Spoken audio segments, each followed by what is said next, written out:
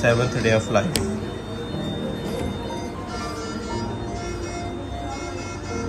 Clinically improved है, distance settle down है, feed ले रहा है 5 ml, एब्डोमेन सॉफ्ट है, स्लीपिंग कंफर्टेबली। इस प्रोसेस में अगर कहीं पर कोई प्रॉब्लम नहीं आता तो hopefully you will also get discharge.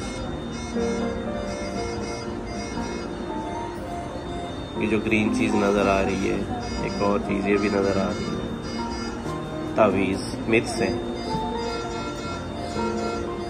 और बिलीव्स हैं। इसकी वजह से पेशेंट की जल्दी रिकवरी होती है। हर जगह की एक अपनी ट्रेडिशन होती है, यहाँ की यही ट्रेडिशन है।